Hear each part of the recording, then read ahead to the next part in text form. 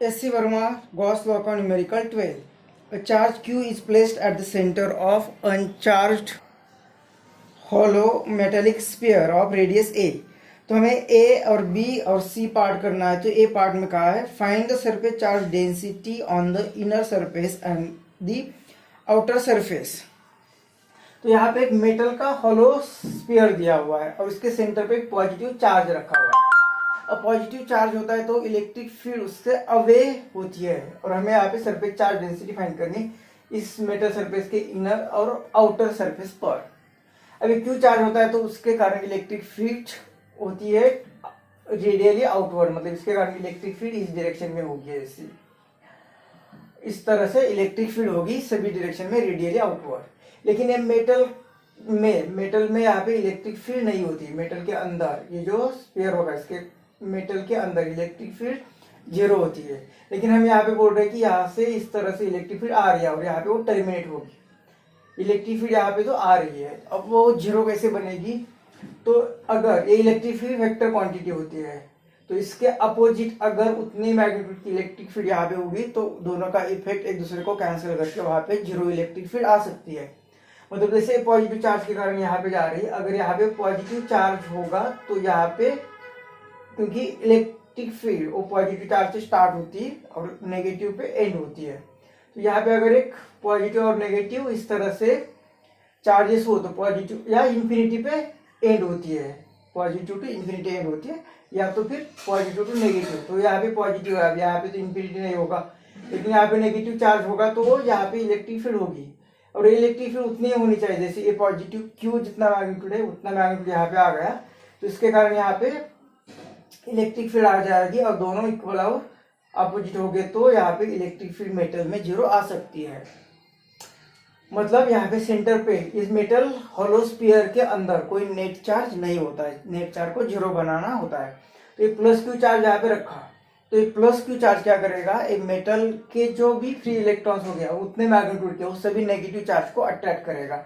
मतलब ये जो जितना मैग्नीट्यूड है उतना नेगेटिव चार्ज उसके सरफेस पर आ जाएगा, उतना नेगेटिव चार्ज मतलब ये माइनस क्यू चार्ज इस सरफेस पर आ जाएगा, इनर सरफेस पर वो इंड्यूस होगा। अब माइनस क्यू अगर इंड्यूस हो रहा है किसी एटम के इलेक्ट्रॉन्स इस साइड में आ रहे हैं तो प्लस चार्ज अपोजिट साइड में चला जाएगा, मतलब उसके बाहर प्लस क्यू चार्ज चला जाएगा। तो इस तरह से माइनस और प्लस क्यू चार्ज यहाँ पे आएगा, मतलब इतनी इलेक्ट्रिक फील्ड होगी।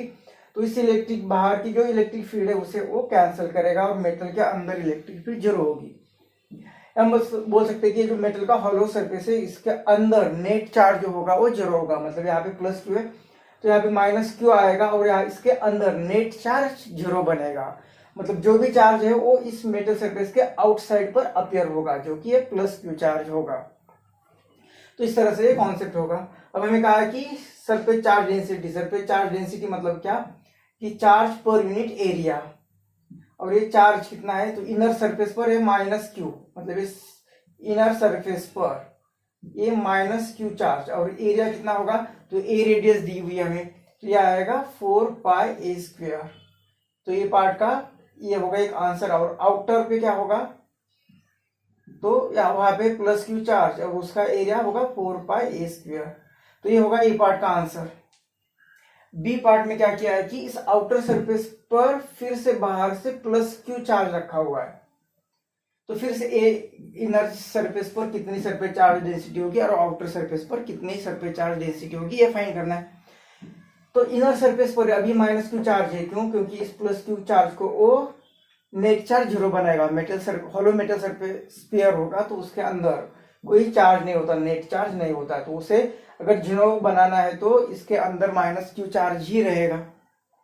इसलिए यहाँ पे इनर सरफेस पर माइनस क्यू चार्ज ही रहेगा। तो ये बी पार्ट में इनर सरफेस पर सरफेस चार्ज डेंसिटी कितनी रहेगी तो माइनस क्यू अपॉन 4 पाई ए स्क्वायर, और आउटर सरफेस पर प्लस क्यू चार्ज यहाँ पे एक्स्ट्रा रख दिया है। तो ये चार्ज कितना है यहाँ पे इसके कारण इंड्यूस्ड प्लस क्यू चार्ज, और यहाँ पे बाहर से एक्स्ट्रा रख दिया तो इतना टोटल चार्ज आउटर सरफेस पे होगा। मतलब ये सिग्मा आउटर सरफेस पे plus Q plus small Q upon ये पॉजिटिव है 4 पाई ए स्क्वायर, इतनी सरफेस चार्ज डेंसिटी रहेगी।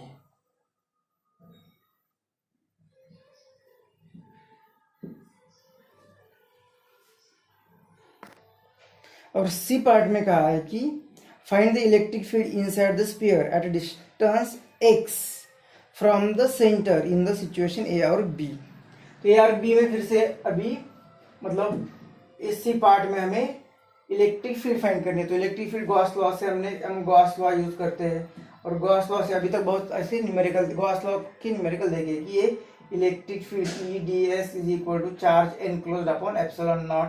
तो ये डी एस कितना लेना है, जो हम स्फीयर लेंगे उस स्फीयर का सरफेस एरिया। और हमें कहा है कि अब सेंटर से एक्स डिस्टेंस पर, ये सरफेस के अंदर एक्स डिस्टेंस होगा, वहां पे हमें इलेक्ट्रिक फील्ड फाइंड करनी है। तो वहां पे हम गॉसियन सरफेस निकालेंगे इस तरह से। तो इस टाइप के प्रीवियस कुछ न्यूमेरिकल इस टाइप के थे। तो वो एक इमेजिनरी स्फीयर बनेगा, मतलब गॉसियन सरफेस बनेगा, और वो सरफेस इस पॉइंट से चला जाएगा जहां पे हमें इलेक्ट्रिक फील्ड फाइंड करनी है। अब इलेक्ट्रिक फील्ड कहाँ पे फाइंड करनी है, तो सेंटर से एक्स डिस्टेंस पर, और एक्स कहाँ पे होगा, तो मेटल स्फीयर के इनसाइड होगा। तो इस तरह से एक फिगर बनाइए। अब यहाँ पे इलेक्ट्रिक फील्ड फाइंड करनी है।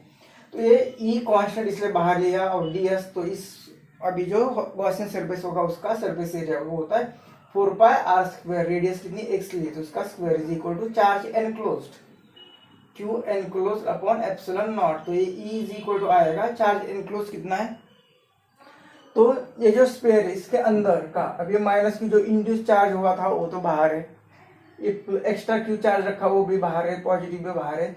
तो इसके अंदर सिर्फ ये जो चार्ज है सेंटर में रखा है उतना ही है, मतलब ये आएगा E इज इक्वल टू, इसे लिखेंगे हम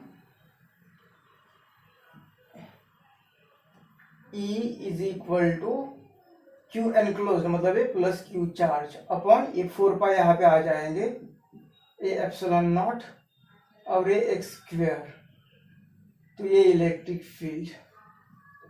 अब बी पार्ट में भी वही होगा, क्योंकि एक प्लस क्यू चार्ज रखा हुआ है, तो जो भी कुछ चार्ज यहाँ पे रखा है वो जो गॉसियन सरफेस होगी उसके आउटसाइड रखा हुआ है।